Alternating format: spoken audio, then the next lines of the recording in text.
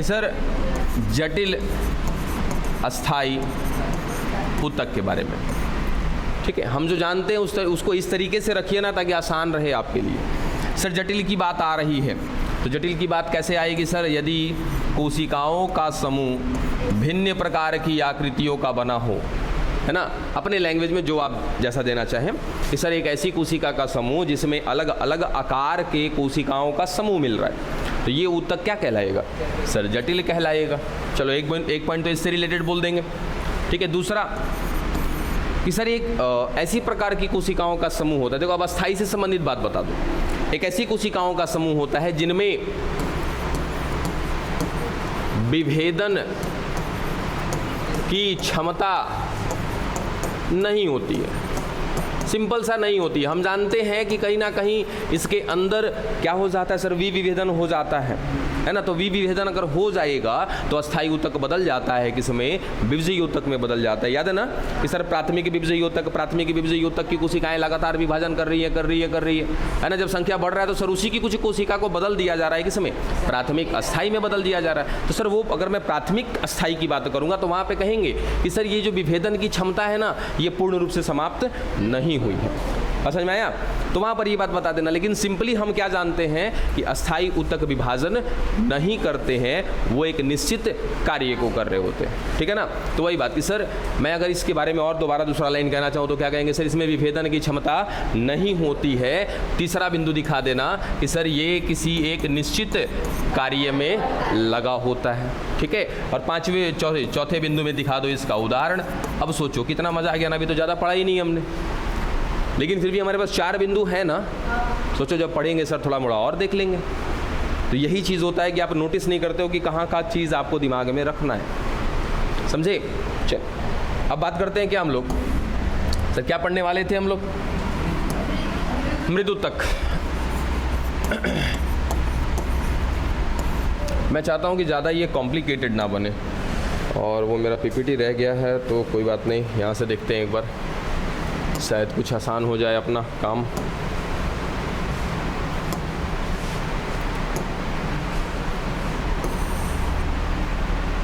देखो दिख रहा है ना, पुष्पीय पादपों की आकार की, पुष्पीय पादपों का शरीर, अरे बाबा कुछ दिखाना था आपको, देखो ठीक है, ये पुष्पीय पादप का शरीर। उसके बाद प्राणियों में संरचनात्मक संगठन। अब आएगा तो यहाँ पर क्या हो जाएगा सर? वही प्राणी में जैसे अभी हमने पादप में पढ़ा ना, वैसे वहाँ पे क्या पढ़ेंगे सर? प्राणियों में पढ़ेंगे, उनकी पूरी संरचना देखेंगे अंदर और बाहर से, आ जाएगा वैसा ही कुछ। खैर अभी क्या चल रहा है हमारा? पुष्पीय पादपों का शरीर।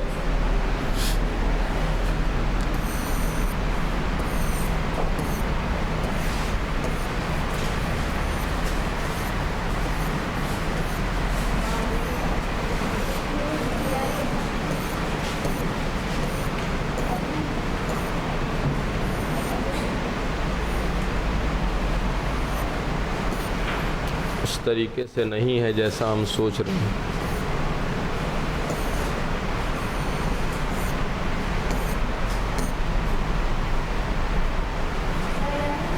अरे वो बात नहीं हम कह रहे बाबू, हम जिस तरीके से पढ़ाने की सोच रहे हैं वैसा नहीं मिल रहा है इसमें।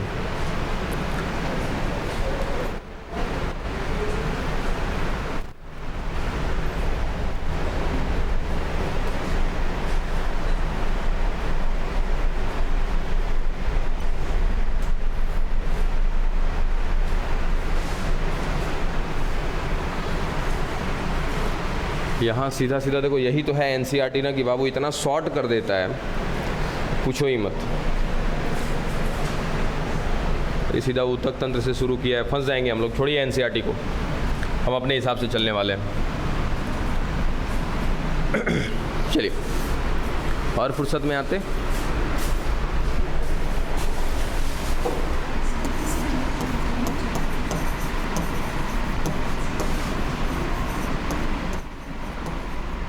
चलिए पैरेन्काइमा की बात कर रहे हैं। और पैरेन्काइमा कौन है? बखूबी हम जानते हैं ना पैरेन्काइमा के बारे में।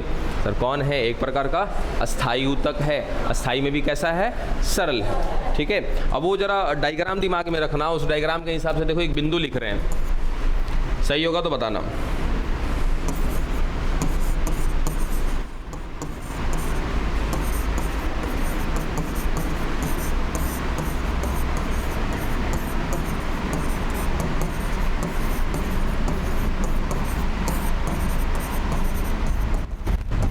एकदम शॉर्ट लाइन में।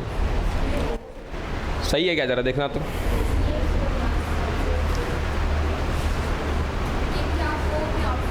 हाँ, अरे कोशिका, सॉरी।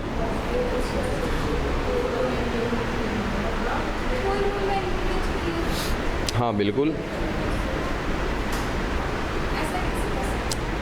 समझ में आ रहा है कि नहीं, पहले ये बताओ।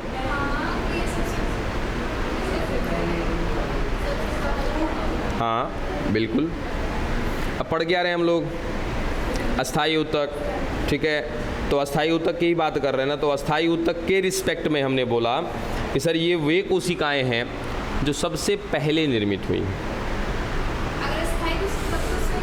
हाँ बिल्कुल, अगर मैं अस्थायी कोशिका के रिस्पेक्ट में बात कर रहा हूँ तो अस्थायी कोशिका सर कितने प्रकार की हमारे पास, 2 प्रकार की, सरल अस्थायी ऊतक, उसके बाद जटिल अस्थायी ऊतक।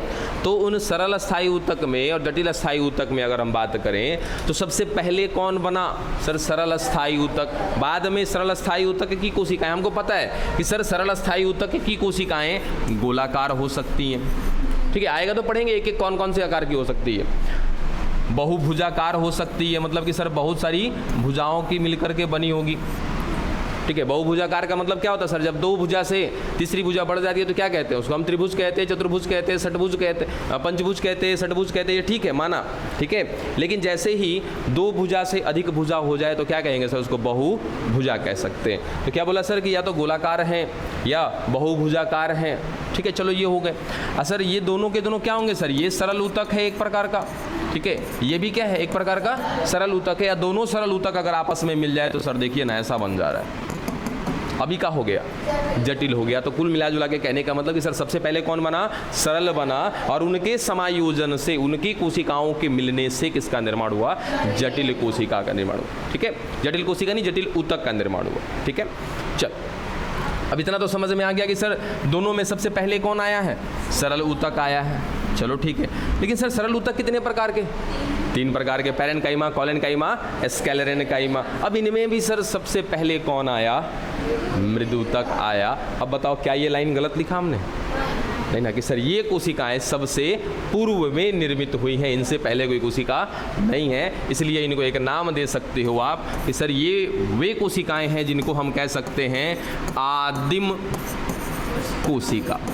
सर आदिम का मतलब आदि मानव से संबंधित समझ रहे हो सर, प्राचीन, ठीक है, यानी कि सबसे पुरानी कोशिकाएं हैं अपने समूह की। कौन से समूह की सर, अस्थाई ऊतक, ठीक है। अगला पॉइंट, ये होते कैसे, ठीक है, यानी कि सर किस प्रकार के हो सकते हैं। तो सिंपल सा सर गोलाकार हो सकते हैं, ठीक है, बहुभुजाकार हो सकते हैं। बहुभुजाकार अभी अभी समझाए हैं सर। बहुभुजा में 1-2 भुजा की बात अगर छोड़ दें तो वो 2 भुजा के बाद क्या हो जाता है, बहुभुजा हो सकता है। बहुभुजा माने सर त्रिभुज हो सकता है, चतुर्भुज हो सकता है, पंचभुज हो सकता है, षटभुज हो सकता है, कुछ हो सकता है, ठीक है। सर ये गोलाकार है, उसके बाद बहुभुजाकार है, लिख देते हैं, समस्या और बढ़ा लेगा तो लोग अपना। सर ये गोलाकार, ये बहुभुजाकार,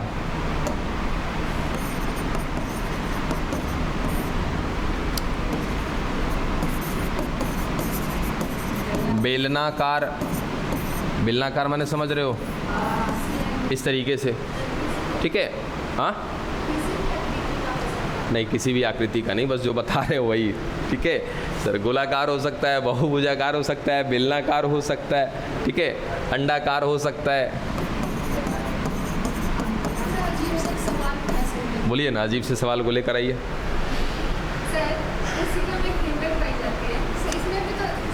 हाँ बताइए बताइए, सुन रहे हैं। हाँ बिल्कुल सम्मिति की बात करेंगे अगर वैसा हुआ तो। अरे कोई ज़रूरी नहीं है। अच्छा ये बताओ, क्या असममिति की स्थिति नहीं जानते हैं हम, तो क्या हम नहीं कह देंगे कि सर अलग अलग प्रकार की कोशिकाएं, चलो इनमें असममिति प्रकार का ये ऊतक है। तो अच्छा ये बताओ, ये सममिति और असममिति देखना शारीरिकी है कि आकार की है? तोड़ देंगे मार के, आकार की है। तो फिर तू पढ़ का रही हो, तो शारीरिकी में सममिति का लेना देना है। जस्ट एक बात बताओ, ठीक है, आपका सवाल एकदम बिल्कुल जायज़ है कि सर हमारे मन में ये सवाल उठा, तो पूछ लेना चाहिए, लेकिन खुद से बताओ कि बच्चा ये सममिति आकार की है कि शारीरिकी है? सममिति क्या है सर? एक लक्षण है। जैसे अगर मैं कहूँ कि सर मेरे अंदर बहुत सारे लक्षण हैं, एक लक्षण ये भी है कि सर मैं सममिति को किस प्रकार से प्रदर्शित करता हूँ, मैं कैसा हूँ, द्विपार्श्व सममिति वाला प्राणी हूँ। तो अरे कोशिका को नहीं देखते हैं बाबू, नहीं। हाँ, अगर स्पेशली मैं कोशिका की आकारिकी पढ़ना शुरू करूँ तो कोशिका की आकारिकी है ही कितनी सर? ये कोशिका है, बाहर से झिल्ली होती है, हो सकता है कि इसके बाहर कोशिका भित्ति हो। अब वो झिल्ली किसकी बनी है, कोशिका भित्ति किसकी बनी है, ये आप जान लो, ठीक है। उसके बाद ये कोशिका सर गोलाकार है तो कैसा परिस्थिति दिखाएगा, और ये प्रकार का सममिति दिखाएगा। हो गया बाहर का आकारिकी खत्म हो गया। तो वो एक कोशिका की बात कर लेंगे ना तब। अब इसमें अगर आपको देखना है तो सर गोलाकार होगा तो सममिति कैसा होगा, और ये प्रकार का सममिति होगा। सर वो अगर बहुभुजाकार हो तो बहुभुजाकार में त्रिभुजाकार हुआ तो कैसा होगा, द्विपार्श्व प्रकार का सममिति दिखाएगा। तो वो तो अपने हिसाब से देख लो। और रहा बात सवाल का, तो सवाल एकदम गलत है इस चैप्टर के लिए।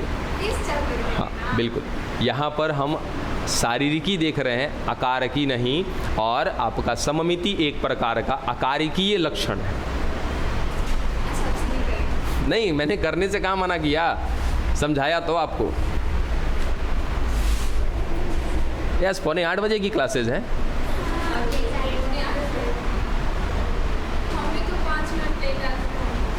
तो वही तो सबको भी तो वही बोल रहे हैं ना।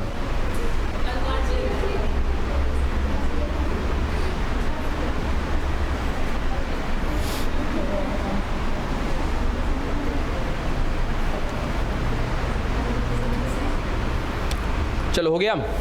ये ना कहाँ गया, ये बेलनाकार से बेहतर है, इसको थोड़ा सा कुछ ऐसा करें, इस प्रकार से। इसको हम बेला नहीं छड़ाकार भी ना कहेंगे, बेलनाकार से बेहतर है इसको कहना लंबाकार। मतलब कि कुछ लंबवत कोशिकाएं पाई जाएंगी इसमें, ये बात है कि थोड़ी सी लंबी लंबी कोशिकाएं होंगी, ठीक है।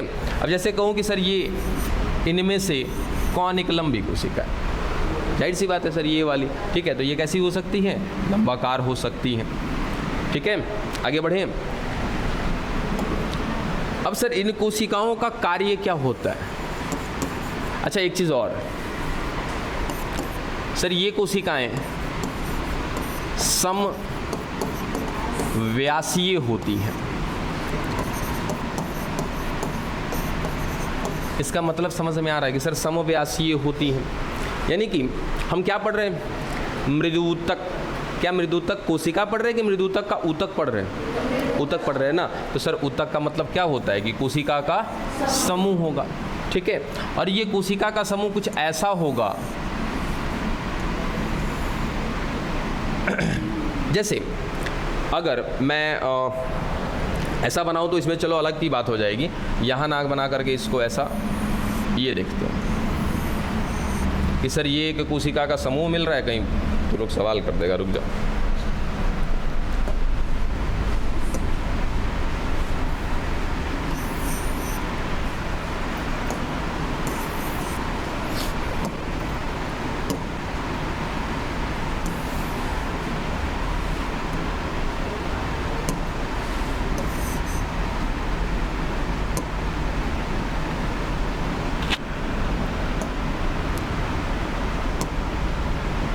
क्या हो रहा भाई?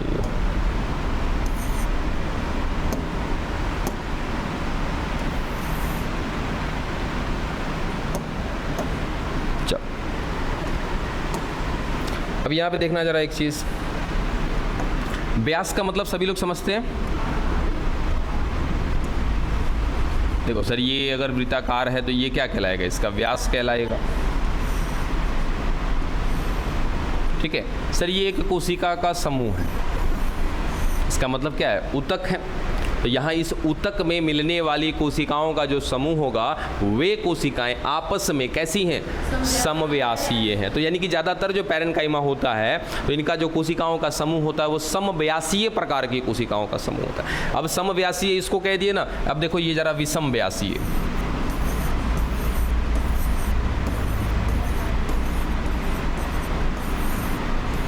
ये समझ में आ रहा सर? अलग अलग व्यास की कोशिकाओं का समूह है, तो मैं कभी भी इसको समव्यासीय नहीं कहूँगा। समव्यासीय का मतलब ये होता है। बात समझ में आ गया? तो इन कैसी मिल रही है सर? इन कोशिकाओं का समूह कैसा है? समव्यासीय प्रकार का है।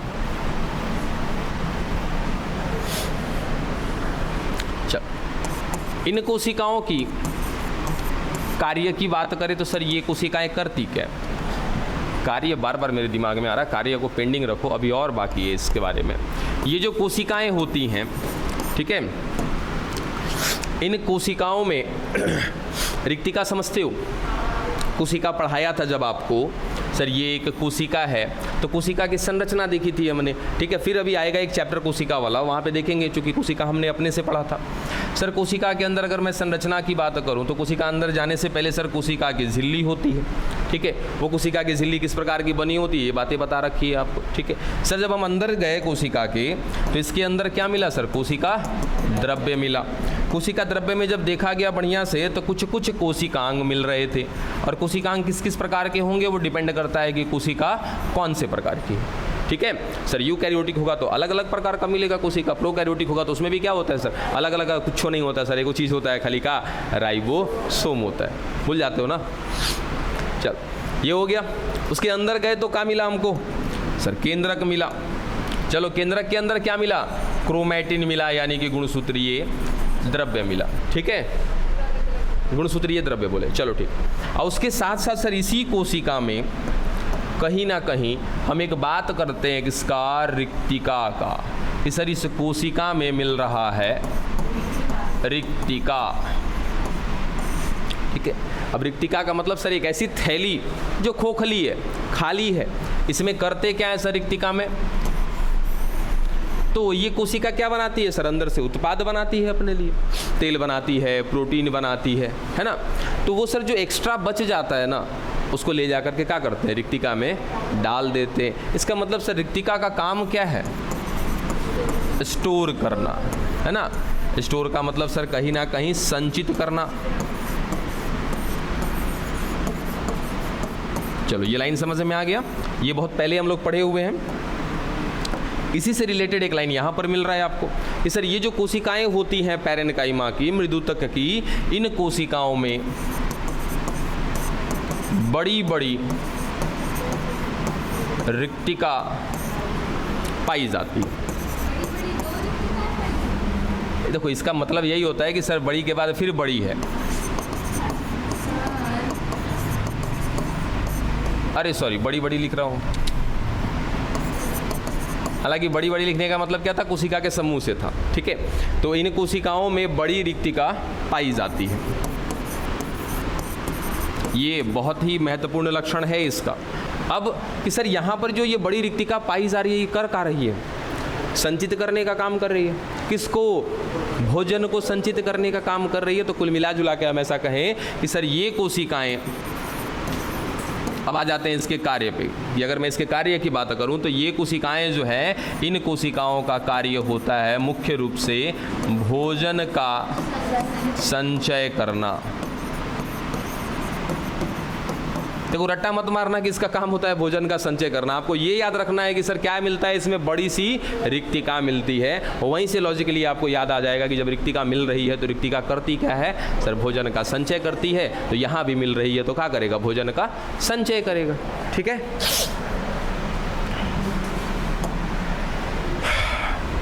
और इन कोशिकाओं में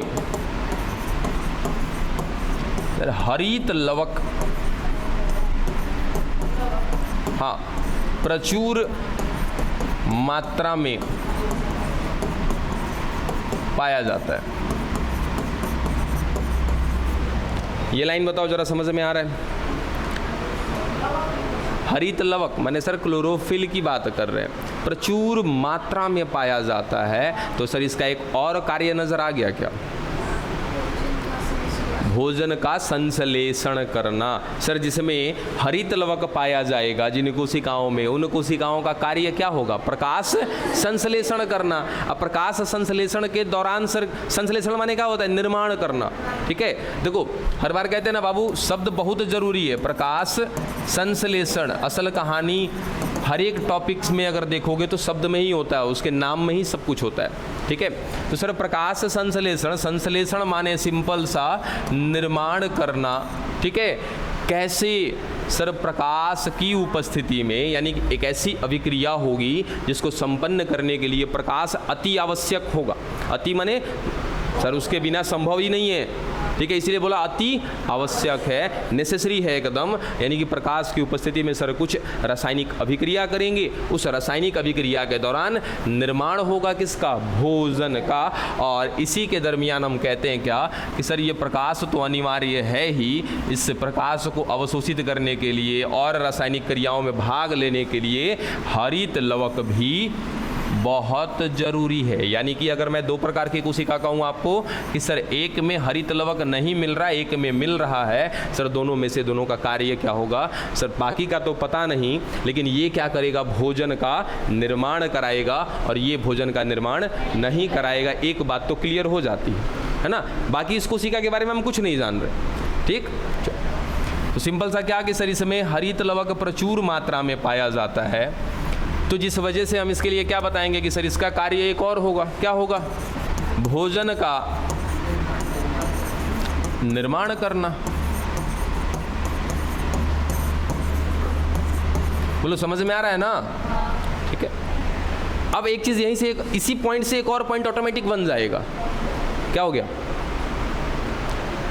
अरे जो पूछना है हमसे पूछा करो। ठीक है, बात करते हो ना तो बड़ी अजीब लगता है, बड़ी तेज गुस्सा आता है, ओकरा बात कुछ नहीं समझ में आता, मन करता मार के तोड़ ताड़ देते लोग एकदम। चलो अच्छा तुम ही बताओ, बुरा नहीं लगता है ना बोला हुआ? मेरा बोला हुआ बुरा लगता है? हमें तो नहीं लगता, इतना तो अजीब और ख़राब बोलते ही नहीं हम। हाँ चलो सवाल आप ही से है, इस पॉइंट को लेकर के एक पॉइंट बनाओ, इस पॉइंट को पढ़ो, इस वाले पॉइंट को। ठीक है, और इससे रिलेटेड एक पॉइंट बताओ हमें। देखिए जरा आपकी सोचन शक्ति कहाँ तक है। कहते हैं ना जहाँ ना पहुँचे रवि वहाँ पहुँचे कवि, यानी कि सोचने की शक्ति सर बहुत आगे तक लेके जाती है हमें।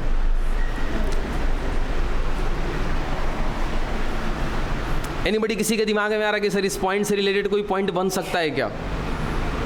इस सब तो लोग तुच्छ प्राणी है जी, है तुच्छ माने तुच्छ, हाँ एकदम जीरो। जीरो मतलब आईक्यू लेवल पे बात कर रहे हैं, प्रेजेंस ऑफ माइंड की बात कर रहे हैं, एट अ टाइम जो काम करता है ना ब्रेन, उसकी बात कर रहे हैं। ऐसा नहीं बोला आपके ब्रेन की कमी है आपको या फिर ब्रेन नहीं है। पता है एक बार की बात है ना, हम थे मतलब ससुराल में थे हम, सारे लोग बैठे हुए थे, सास भी थी, ससुर भी थे हमारे, ठीक है, और मैडम वगैरह उनकी बहनें वगैरह सब कोई थी। तो हम जानबूझ करके कुछ ऐसा मतलब शो करना चाहे या फिर आप जो भी कहिए, मैडम थी उनके ये ठेवने के पास में ऐसे ऐसे 2 बार 3 बार हमने करा। पहले तो इरिटेट हुई, बोले क्या कर रहे हैं आप, फिर किए, बोले दिमाग मत ख़राब करिए हमारा। बोले चलो खैर मानी तो सही कि यहाँ पे है, नहीं समझे? दिमाग, हाँ बिल्कुल। 2 बार ठेवने में किया तो सीधा कह रही है कि हमारा दिमाग नहीं खराब करिए आप। अभी कोई बात नहीं है, कम से कम इतना तो आपने एक्सेप्ट किया कि दिमाग ससुरा यहाँ नहीं यहाँ है, समझे? कोई भी लॉजिकली नहीं बोलेगा दिमाग। अरे तो नहीं बोलेगा, हम तो नहीं बोले कभी, क्योंकि एक्चुअली लोकेशन हमारा यहाँ पे है।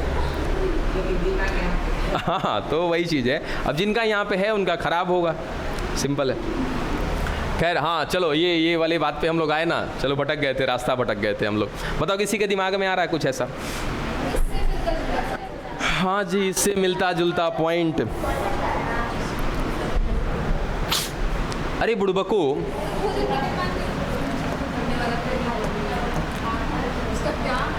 हाँ देखो बता रहे हैं, देखो अब कोई हाँ नहीं, ये नहीं कहेगा कि हाँ रे सर दिमाग ही नहीं गया, कैसे जाएगा दिमाग?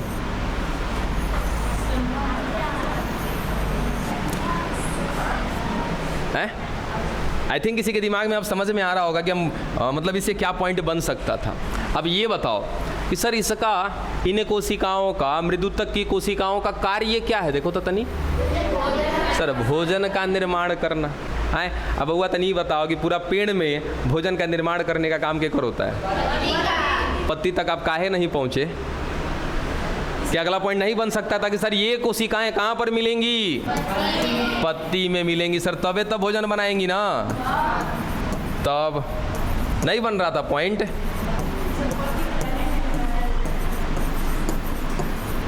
हालांकि शायद आप ऐसे ट्राई करते तो कुछ काम हो सकता था।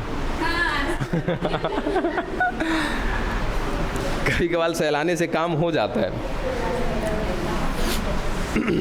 चलो हो गया, कहाँ तक बात पहुँचे हम लोग, समझ में आ रहा है? ठीक है। अब अगर सर इतना कुछ करना है, इतना सारा काम जुड़वा दिए इसका, ठीक है, इतना कुछ करने के लिए, अच्छा देखो एक बात मुझे ना अस्थाई में ही बता देनी चाहिए थी। जहाँ पर हम कल बात किए थे, शुरुआत किए थे अस्थाई ऊतक का, तो वहीं पर ये बात आपको क्लियर करनी चाहिए थी कि अस्थाई ऊतक जो है कहीं ना कहीं अगर मैं बनावट के आधार पे कहूँ तो दो प्रकार के हैं सर। ये सरल अस्थाई ऊतक हैं और जटिल अस्थाई ऊतक हैं। जीवन के आधार पर कहूँ तो सर ये भी वापस से दो प्रकार के हो जाते हैं। यानी कि देखो हर प्रकार के लिए एक आधार होता है, याद है ना। जब अगर मैं दो लोगों को कहीं ना कहीं अंतर बताता हूँ तो उनके अंतर बताने के लिए एक कहीं ना कहीं क्या होना चाहिए? आधार होना चाहिए। सर ये एक कोशिका है, ये एक कोशिका है, सर दोनों में अंतर है क्या? सर अंतर है। कैसे अंतर है भाई? आकार के आधार पे तो एक आधार मिल गया ना हमको, तो सर बिना आधार के हम अंतर नहीं बता सकते हैं। तो हमने कहा कि जो हम कोशिका के समूह की बात कर रहे सर, उस आधार पे देखा दो प्रकार का, सरल और जटिल। एक और प्रकार है उनके जीवन के आधार पे सर अस्थाई ऊतक दो प्रकार के हो सकती हैं। एक ऐसी कोशिकाएं का बना हुआ समूह जो मृत कोशिकाएं हैं, और एक ऐसी कोशिकाओं का समूह जो क्या है? जीवित प्रकार की कोशिकाएं हैं। जैसे आप अपने ऊपर ही ले लो, क्या आपके बॉडी में मृत कोशिकाएं हैं क्या? नहीं है बउआ, यही से बार कटवाता है तो चिचियाता नहीं है तू लोग, समझे? भाई नाखून काटते हो तो हल्ला करते हो, नाखून काटते हो तो हल्ला करते हो नहीं ना। तो ये चमड़वा काट के देख लेना तो इन समझ में आ जाएगा कि सर ये जिंदा है, ये हल्ला कर रहा है। अरे तो वो हल्ला करवा रहा है ना आपसे। तो फिर बाल काटते हैं कुछ होता है? अब ऐसे करवाओगे तो चिचियाना तो है ही है, वो तो जड़े से उखाड़ रहे हो, है ना। तो बाल का जो ये जो बाल है ना, ये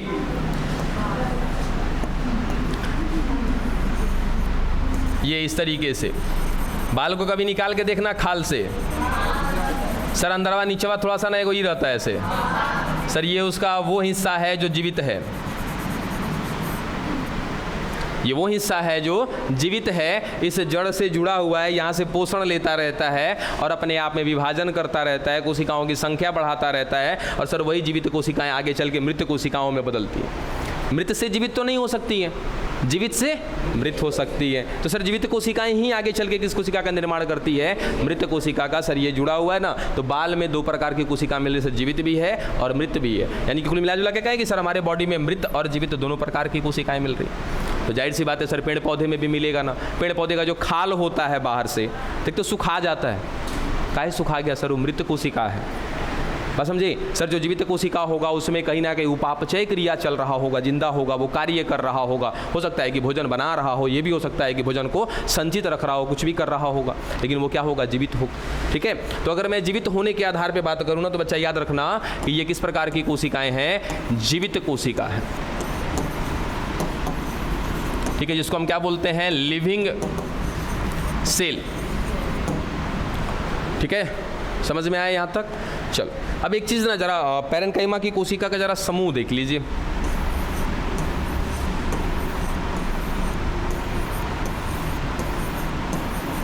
क्या आपको इसमें अंतर कोशिकीय अवकाश दिख रहा है क्या? ठीक है, इसका मतलब इन कोशिकाओं का जो समूह होता है, इनमें क्या पाया जाता है? अंतर कोशिकीय अवकाश पाया जाता है। ठीक है, अंतर कोशिकीय अवकाश पाया जाता है। ठीक है, जिसको हम बोलते हैं इंटर सेलुलर स्पेस। और वहीं अगर कर देंगे इंट्रा सेलुलर स्पेस तो क्या हो जाएगा, अंतरा कोशिकीय अवकाश। अभी ये जो अवकाश है, जो खाली जगह है, कहाँ मिल रहा है सर, कोशिका के बाहर मिल रहा है। देखो ये खाली जगह की बात कर रहे हैं, ठीक है। वहीं अगर कह देंगे अंतरा कोशिकीय तो क्या हो जाएगा, कोशिका के अंदर के खाली जगह की बात करेंगे हम, ठीक है। तो इनमें इन कोशिकाओं का जो समूह होता है उनमें कहीं ना कहीं कैसी परिस्थितियां देखने को मिलती है सर, वहाँ पर खाली रिक्तिकाएं मिलती हैं, जिनको क्या बोलते हैं, अंतर कोशिकीय अवकाश बोलते हैं, ठीक है। बात पल्ले पड़ा यहाँ तक। जरा देखो तो कहाँ पढ़े इसके बारे में हम लोग, यहीं से शुरू किया था ना। चलो क्या क्या है सर, ये कोशिकाएं सबसे पूर्व में निर्मित हुई हैं, सबसे पहले निर्मित हुई हैं, इसीलिए इनको क्या कहते हैं, आदिम कोशिका कहते हैं। या आदिम के साथ साथ एक और कोशिका का नाम देते हैं, पूर्ववर्ती, ठीक है। पूर्ववर्ती का मतलब क्या होता है सर, पूर्व में निर्मित होना, ये बात है। उसके बाद इन कोशिकाओं का आकार देखा था कि कैसा हो सकता है सर, गोलाकार हो सकता है, बहुभुजाकार हो सकता है, लंबाकार हो सकता है, अंडाकार हो सकता है। अंडाकार माने सर लीजिए ये रहा अंडाकार, है ना। गोलाकार की बात करेंगे तो ये दिख रहे हैं। बहुभुजाकार में सर दो भुजा से ज़्यादा होगा तो वो क्या होगा सर, बहुभुजाकार होगा। बहुभुजाकार में ऐसा हो सकता है, ये भी एक बहुभुजाकार संरचना है, एक ये भी क्या है, बहुभुजाकार संरचना है, तो किसी भी तरीके का हो सकता है।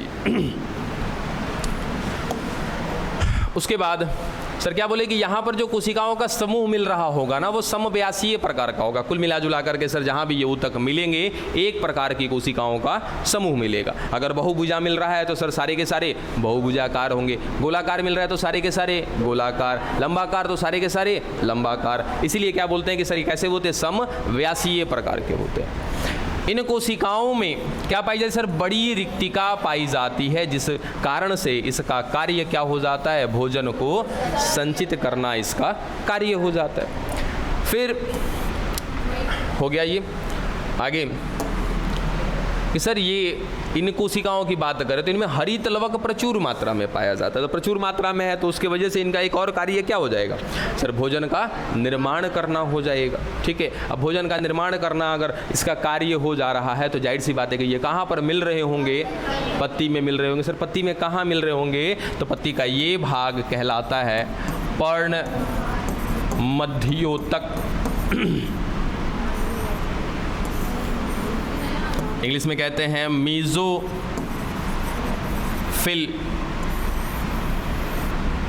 ठीक है। हाँ सर इसका नाम अस्तारिका भी है, ठीक है। तो अस्तारिका में मिलने वाली कोशिकाओं को कहा जाता है मीजोफिल। बस समझे, लॉजिकली बात समझिए। क्या हमने इस पत्ती के इस भाग को अस्तारिका बोला था, लैमिना बोला था, ठीक है। लैमिना के साथ साथ एक और नाम दिया था, क्या, लीफ लैमिना। याद है कि सर या तो लैमिना बोला था या तो लीफ लैमिना बोला था, यानी कि सर पत्ती का वो चौड़ा वाला भाग क्या कहलाता है, लीफ लैमिना कहलाता है या अस्तारिका कहलाती है। उस कोशिका उस पत्ती में मिलने वाली कोशिकाएं जो होती है, कौन होती है, पैरेनकाइमा की कोशिका होती है, जिनको नाम दिया जाता है क्या बच्चा, पर्ण मध्योतक, या तो इंग्लिश में क्या बोलते हैं, मीजोफिल बोलते हैं, ठीक है। डन। चलो कुछ रह गया क्या पॉइंट इसका, एक बार देख लेते हैं। अरे वो मेरा पीपीडी नहीं रह गया ना, पीपीडी बनाया नहीं मैंने। आए सनक उठ रहा है रह के।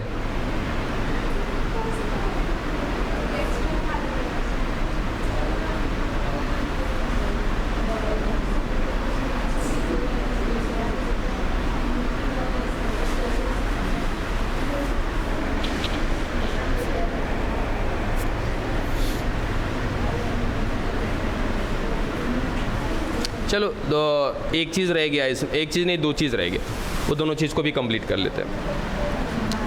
हो गया, आगे चलें। अच्छा ये तो अंतर कोशिकीय होगा, ये तो दो और पॉइंट यहीं पे रह गया जी।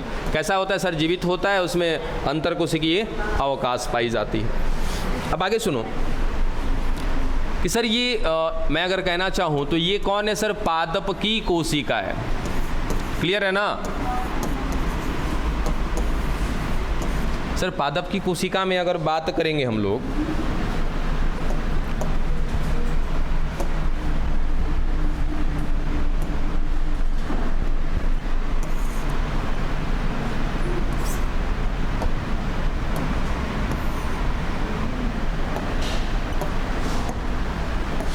चलिए कि सर पादप की ये कोशिका हो गई, और पादप की इस कोशिका में चलो केंद्रक तो होगा ही होगा, बाकी सारी संरचना, खैर केंद्रक को हटा देते हैं, अभी हमें केंद्रक नहीं पढ़ना।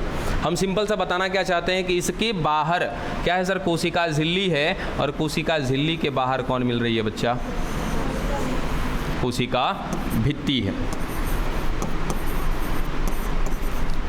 देखो ये बिंदु जो है ना, एक जंतु की कोशिका और एक पादप की कोशिका को कहीं ना कहीं एक दूसरे से अलग बताती है कि जंतु की कोशिका में कोशिका भित्ति नहीं होती है, पादप की कोशिका में कोशिका भित्ति होती है। तो कोशिका भित्ति का पाया जाना ये एक प्रकार का प्रमाण है कि जंतु की कोशिका है या पादप की कोशिका है। ठीक है, तो यहाँ पर जो कोशिका भित्ति मिल रही है सर, नॉर्मली क्या बोलते हैं इसको, सेल वॉल कहते हैं, कोशिका भित्ति कहते हैं। ये कोशिका भित्ति सर बनी किसकी है, ये कोशिका भित्ति बनी किसकी है, किस में बात कर रहे हैं सर, पैरेन्काइमा की कोशिका की बात कर रहे हैं, मृदुतक की कोशिका की बात कर रहे हैं। ये बनी किसकी है, तो याद रखना कि हम ऐसा कह देते हैं, एक बार में अगर कहना हो तो क्या बोलते हैं, पेक्टो सेलुलोज की बनी होती है। ठीक है, एक बार में कहें तो क्या, पेक्टो सेलुलोज। अब सर पेक्टो सेलुलोज क्या है, ये एक मिश्रण है। ठीक है, ये एक मिक्सचर है। अब किसका मिश्रण है सर, मिश्रण कह लो, सम्मिश्रण कह लो, है या मिक्सचर कह लो, जो भी है, किसका है सर, दो चीजों का मिक्सचर है। एक है आपका पैक्टीन, ठीक है, और दूसरा है सेल्यूलोज। तो ये सर दो चीज़ों से मिल करके इसकी कोशिका भित्ति बनी हुई है, पैक्टीन और सेल्यूलोज की, जिसको मिला के हम क्या बोलते हैं, पेक्टो सेल्यूलोज कहते हैं। ठीक है, यहाँ तक एक अंतिम बिंदु यहाँ के लिए कि अगर मैं ये शब्द लिखूं जलोदभिद, ये जलोदभिद यहाँ का नहीं है, बस एक नाम बता रहा है आपके सामने। इसका मतलब समझ में आ रहा है क्या, जलोदभिद का मतलब क्या होता है, कुछ भी सर पानी में पाया जाने वाला होगा कुछ। ठीक है, तो जो जलोदभिद पादप होते हैं, ठीक है, जलोदभिद का मतलब सर जो पानी की सतह पर पाए जाते हैं पादप, उनको क्या कहते हैं, जलोदभिद कहते हैं। खैर उनसे हमें कोई मतलब नहीं है यहाँ पे। ठीक है, लेकिन कुछ लक्षण इसमें ऐसे पाए जा रहे हैं जो बताना जरूरी है। हम तो क्या पढ़ रहे हैं सर, पुष्पीय पादप पढ़ रहे हैं, तो इसमें जलीय पादप कहाँ से आ गए। ठीक है, लेकिन फिर भी है कुछ बातें। देखिए कि सर ये जो जलोदभिद का मतलब है यहाँ पे समझ में आ रहा है कि सर ये पानी की सतह हो गई, इस पानी की सतह पर पाया जाने वाला जो ये पादप होगा उसको क्या कहेंगे सर, जलोदभिद कहेंगे। अब ये सर पानी के ऊपर तैर कैसे रहा है, मछली कभी खाए हो, सभी ने खाया, मछली कटते हुए देखे हो। ठीक है, मछली के अंदर से दिखना ना, एक गुब्बारा निकलता है, क्या कहते हैं, वायु कोश कहते हैं। ये बात आपको पढ़ा भी चुके हैं हम, है ना। शार्क मछली में नहीं पाया जाता है, जिस कारण से उसको लगातार तैरना पड़ता है। ठीक है, अब सर ये पैरेन्काइमा की कुछ कोशिकाएं ऐसी हैं जिनमें पाया जाता है वायु कोश। ठीक है, अब वायु कोश होगा तो सोचो कि सर यहाँ मैं एक पत्ती बना रहा हूँ और इन पत्तियों में दिखाया हमने कि सर मिल रही हैं कोशिकाएं, ये लो। इन कोशिकाओं को बाहर निकाला, जब पढ़ने का कोशिश किया, समझने का कोशिश किया, तो पता चला कि सर इन कोशिकाओं में क्या मिल रहा है, एक रिक्तिका जिसमें पाया जा रहा है वायु। ठीक है, वायु कोश पाया जा रहा है, तो उसमें क्या मिलेगा सर, वायु मिलेगा, और वायु के मिलने की वजह से अब ये पत्ती पानी पर तैरेगी। बस समझे। तो सर ज़्यादातर जो जलोदभिद पादप होते हैं उनमें तैरने की क्षमता इन्हीं प्रकार की कोशिकाओं के वजह से पाई जाती। हाँ, इसको बंद क्यों नहीं किया, ये पूरा लाइट आ रहा होगा इस पर। चल अब बात करते हैं बच्चा हम लोग कॉलेनकाइमा का।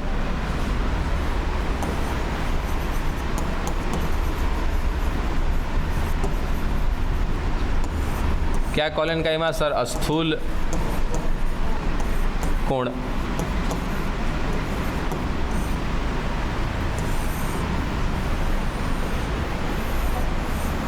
चलिए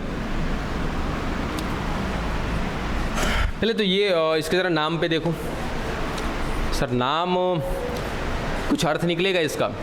खैर अभी आपको पता नहीं है, हम ही अर्थ बता देते हैं और इसके अर्थ को बताने से पहले एक आध बिंदु के बारे में बात कर लेते हैं। सिंपल सा जो बातें वहाँ पर देखी है ना, उससे रिलेटेड यहाँ पर भी जानकारी रखेंगे। हो सकता है कि वहाँ पर जैसे हमने देखा हरित लवक के बारे में, तो यहाँ भी कोशिश करेंगे कि हरित लवक के बारे में देख ले, पाया जा रहा है कि नहीं पाया जा रहा है। ठीक है, अच्छा देखो, पता है हम इसको इस तरीके से आपको चैप्टर पढ़ा रहे हैं ना कि पहले हम एक एक प्रकार की कोशिकाओं को देख लेंगे। ठीक है, हालांकि इस तरीके से आपके बुक में नहीं है। बुक में क्या दे रखा है सर, ऊतक तंत्र दे रखा है सीधा सीधा। जैसे अब ये बताओ कि हम डायरेक्टली आपको कहें कि सर हमारे बॉडी में दो प्रकार के सपोज ऊतक तंत्र, हालांकि बहुत प्रकार के ऊतक तंत्र हैं, दो प्रकार के चलो ऊतक तंत्र मिल रहे हैं सर। एक हमारा मिल रहा है आपका रक्त परिसंचरण तंत्र और एक मिल रहा है श्वसन तंत्र। चलो ठीक है, समझने के लिए सर रक्त का परिसंचरण तंत्र मिल रहा है, रक्त तंत्र मिल रहा है, और दूसरा क्या मिल रहा है सर, श्वसन तंत्र मिल रहा है। अब कौन सा तरीका अच्छा होगा कि हम डायरेक्ट आपको रक्त तंत्र पढ़ाएं, डायरेक्ट आपको श्वसन तंत्र पढ़ाएं? ये ज़्यादा बेहतर है कि रक्त तंत्र में काम करने वाले 10 लोग हैं, इस श्वसन तंत्र में काम करने वाले 10 लोग हैं, तो हम क्या कर रहे हैं ना कि पहले इन 10 को पढ़ रहे हैं। बात समझे? क्योंकि डायरेक्टली अगर यहाँ से शुरू करेंगे तो कनेक्ट नहीं कर पाओगे अपने आप को कि सर यहाँ पे ये कोशिका दे दिए, यहाँ पे ये कोशिका दे दिए, कौन है क्या कर रही है, कुछ पता ही नहीं चलेगा। इसलिए पहले हम यहाँ से शुरू किए, एक एक प्रकार की कोशिका को जब हम खत्म कर लेंगे तब सीधा आएंगे क्या सर कि ये फलाना ऊतक तंत्र है, खाली वहाँ पे नाम लिख देंगे कि फलाना फलाना फलाना कोशिका मिल रहा है, काम खत्म हो जाएगा। क्योंकि ऑलरेडी आप उन कोशिका के बारे में जान चुके हो, बस उस समय खाली आपको ये समझना रहेगा कि इस ऊतक तंत्र में कौन कौन मिलता है। ठीक है, जैसे यहाँ श्वसन तंत्र की बात किया सर, श्वसन तंत्र में क्या मिल रहा है, जैसे नाक मिल रहा है, नासा गुहा मिल रहा है, उसमें श्लेष्मा मिल रहा है, रोम मिल रहा है, श्वास नलिका मिल रही है, फेफड़ा मिल रहा है, हृदय मिल रहा है। सर सबको हमने अलग अलग पढ़ लिया। ठीक है, अब पढ़ने के बाद लास्ट में को पॉइंट लिख देंगे सर इन सबको मिला करके क्या कहते हैं, श्वसन तंत्र कहते हैं। हो गया ना कहानी? ठीक है, उस तरीके से पढ़ रहे हैं। तो इसीलिए आराम से सब कुछ लेकर के चलिए, क्योंकि कठिनाइयाँ आपकी ख़त्म हो जाएंगी। चलिए, स्थूल कोण की बात कर रहे हैं सर, स्थूल कोण कौन है? तो अगर मैं इसके जीवित होने और ना होने के आधार पर बात करूं सर, ये भी क्या है, एक प्रकार की जीवित कोशिका है।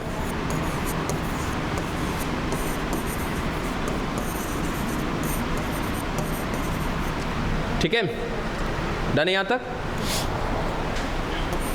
दूसरा कि सर इसकी जो कोशिका भित्ति होती है ना, किसी के दिमाग में ये तो नहीं आ रहा कि जैसे इसमें भी कोशिका भित्ति है कोई ऐसा प्राणी जिसके दिमाग में ये आ रहा है कि इसमें इस कोशिका में भी क्या मिल रहा है, कोशिका भित्ति मिल रहा है? किसके दिमाग में आ रहा है ये सवाल? अरे बोलो तो सही।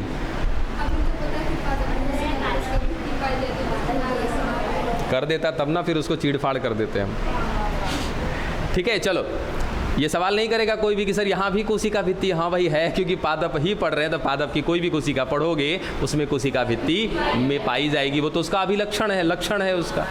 चल हाँ, ये अलग अलग हो सकता है कि सर उसकी कोशिका भित्ति में ये चीज़ें मिल रही थी, इसकी कोशिका भित्ति में ये चीज़ें मिल रही है, वो अलग हो सकता है। तो इसकी जो कोशिका भित्ति है किसकी, कॉलन काइमा की, स्थूल कोण की, तो यहाँ जो कोशिका भित्ति है सर, यहाँ पर कुछ चीज़ें मिल रही हैं। देखिए क्या क्या मिल रहा है सर, पैक्टीन मिल रहा है,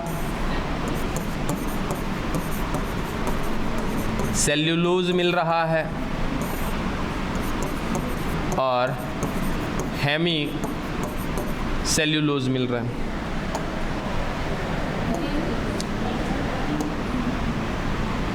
हेमी होगा, सेल्यूलोज, ये 3 चीजें मिल रही हैं सर यहाँ पे।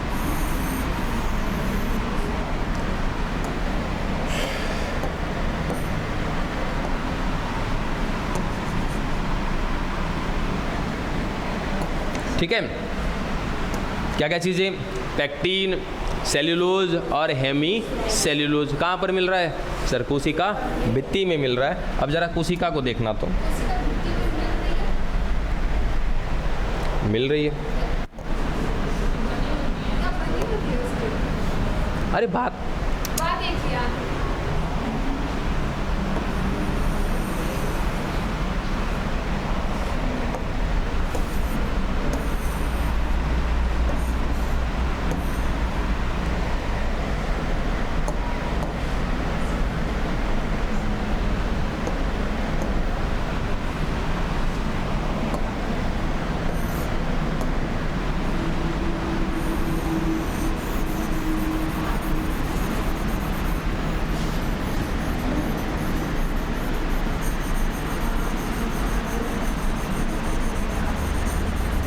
चलो ये कोशिका झिल्ली के बाहर हो गया कोशिका भित्ति।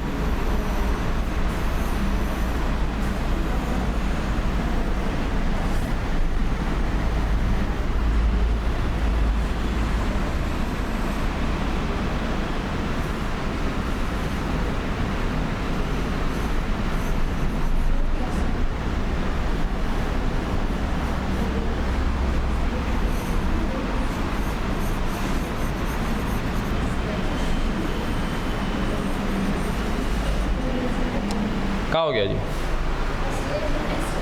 हैं? कैसा हो गया है?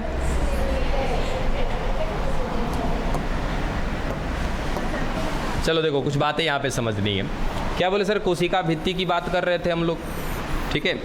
अब इस कोशिका भित्ति में कहा कि सर इसकी कोशिका भित्ति जो है 3 चीज़ों से मिलकर के बनी हुई है ना, पेक्टिन, सेल्यूलोज और हेमी सेल्यूलोज, जिसमें मुख्य रूप से सर इसकी कोशिका भित्ति जो है इस कोशिका के किनारों पर जा कर के मुख्य रूप से इनमें से कौन पेक्टिन का जमाव हो जाता है। सर मिल तो तीनों चीज़ रहा है इसकी कोशिका भित्ति में, कौन कौन? पेक्टिन, सेल्यूलोज और हेमी सेल्यूलोज, लेकिन सबसे ज़्यादा मात्रा में इस कोशिका के किनारे पर जा करके इकट्ठा हो जाता है, जमा हो जाता है। कौन जमा हो जाता है? पेक्टिन जमा हो जाता है सर, जिस कारण से इसके किनारे में थोड़ा सा उभार आ जाता है, इसका किनारा थोड़ा सा फूल जाता है, एक कोण बना रहा होता है, इसीलिए क्या कहते हैं इसको?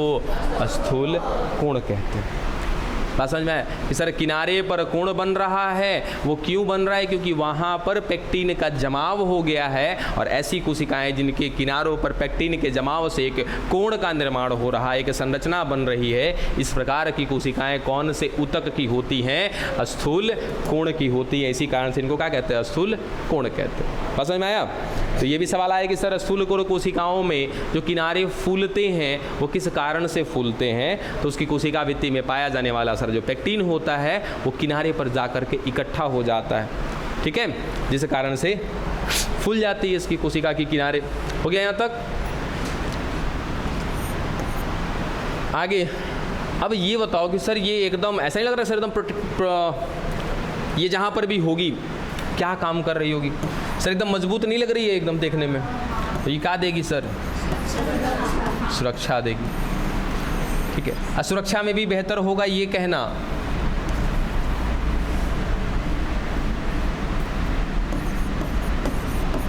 सहारा, ठीक है। अब जैसे मान लो सपोज यहाँ के लिए, ठीक है, कि सर यहाँ की जो, हालांकि अभी ऐसा होता नहीं है, गिरेगा क्या भाई? नहीं गिरेगा, ठीक है।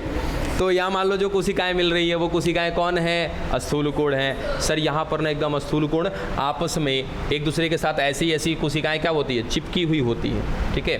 देखते हैं इसको करके अगर हो जाए तो।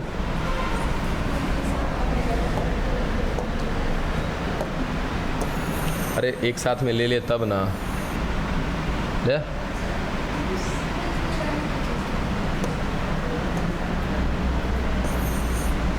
अरे वाह, शायद हो गया क्या? ले अब कर हम ये कहाँ से लाए?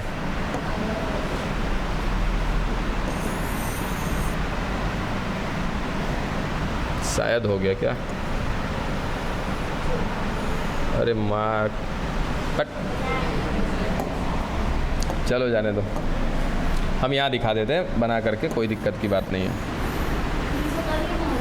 अरे ना, टाइम पास करना है हमको, यहाँ पे पढ़ाने के लिए बैठे हैं कि टाइम पास करने के लिए? बता।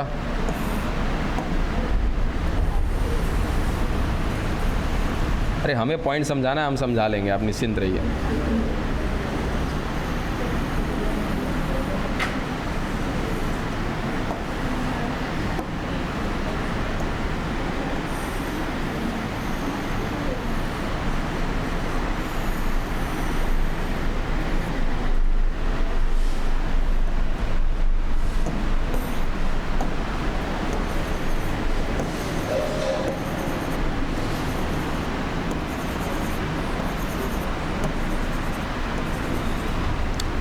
तो ऐसी कोशिकाएं मिल रही हैं एकदम, इनका जो समूह है कुछ इस तरीके से मिल रहा है, ये एक दूसरे को ना बहुत मजबूती से पकड़ी हुई है। तो जहाँ पर भी ये कोशिका का समूह मिल रहा होगा ना, वो हिस्सा क्या होगा सर, काफ़ी ज़्यादा मजबूत होगा, उसको सहारा मिल रहा होगा अंदर से।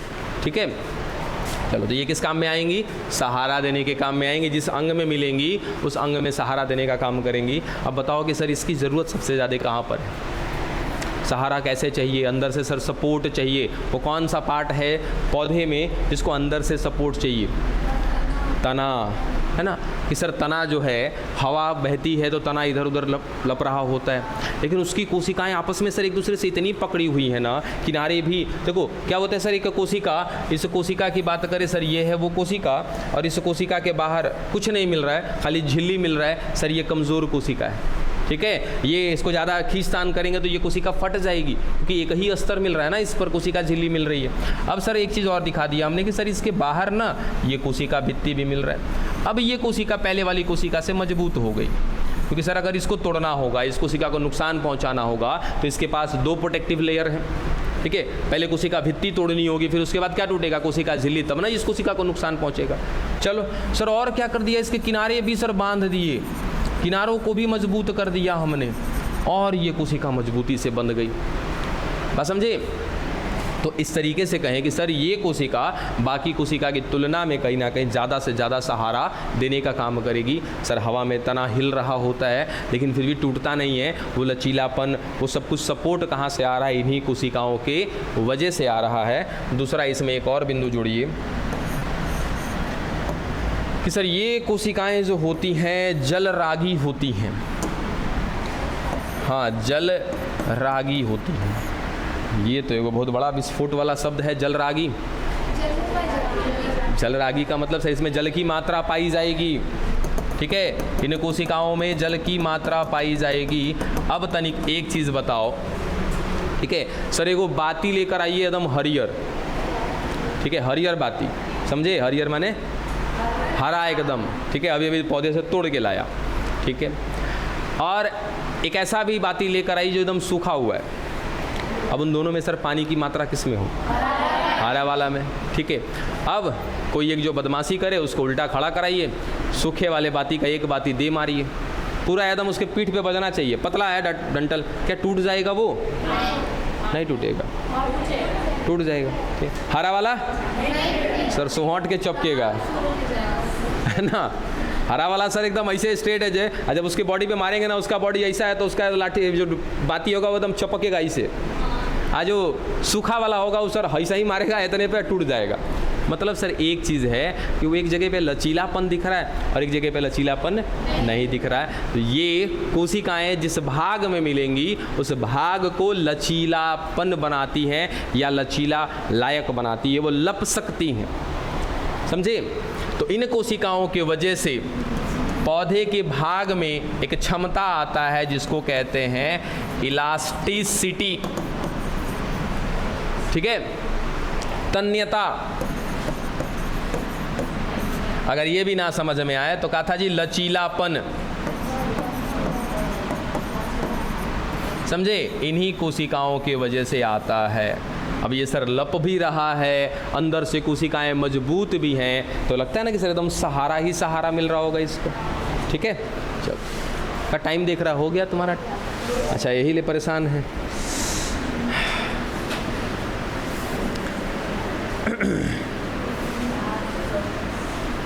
कुछ रह गया तो नहीं इसमें? चलो अब इसके आगे की कहानी हम कल देख लेंगे। ठीक है, यहाँ तक टाइम। हाँ, कार्य तो सहारा देना होगा। मुख्य रूप से इसका कार्य क्या है? नहीं, सुरक्षा देने का काम इसका नहीं होगा। सुरक्षा देने का काम मतलब समझते हो क्या होता है कि सर बाहर से सुरक्षा देना।